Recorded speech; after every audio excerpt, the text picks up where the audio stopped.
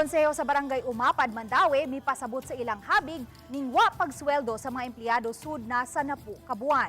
Dili kuno kini pamulitika apan trabaho lang. Ang live report ni Nico Sereno. Nick?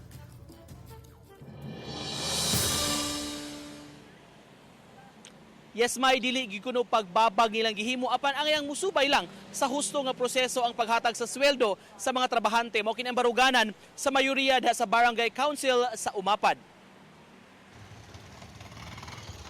Napu kabuang nanarbaho kining kapin sa gatos ka mga empleyado sa Umapad apan walay sweldo-sweldo. Nagkasungi ang mga barangay officials maong wa pa ma-release ang suhulan. Ang kapitan mibasol sa Committee on Appropriations chairperson nga matud pa naglisod-lisod kanila.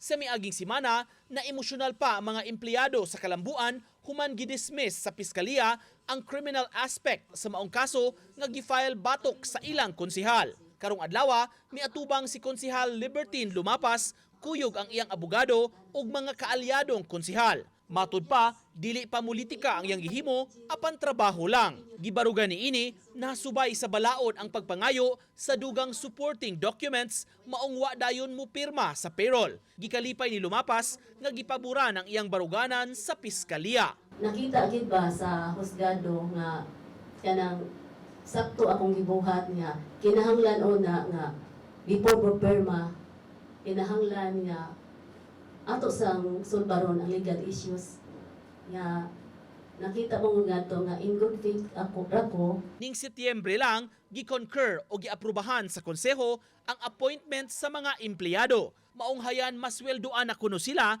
kung maproseso lang ang payroll. Apan ang pangutana sa mga empleyado nganong Setyembre raman magsugod ang kwintada, dili ba unta gikan sa Enero pa. Kini karon ang ilang gikonsulta sa DILG kung mamahimo bang retroactive ang suhulan. Dili ko agad sa mga trabahante, dili sa kusupak nga masilduhan sila. Kaya nasayo ko sa kalisod nga adlaw-adlaw nga pakigbisog mga subay lagi ko unsay naa sa balaod. Kay dili ko gusto nga mo violate ni ini.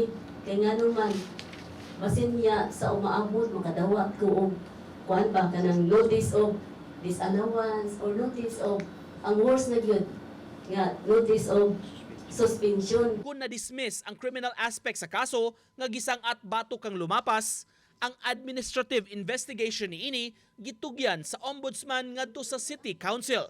Ang Committee on Good Government, Public Ethics and Accountability sa konseho ang misusi niini butang nga gipanghinaot sa kampo ni Lumapas nga mopabor usab kanila. Technically lahi man kunta ang criminal no ang administrative. But yes, among iside sa position paper nga there is a criminal aspect nakita gyud sa atong prosecutor's office nga si Konsehal Libertine iko lang gyud nga nagsunod kung unsa man ang manto sa balaod.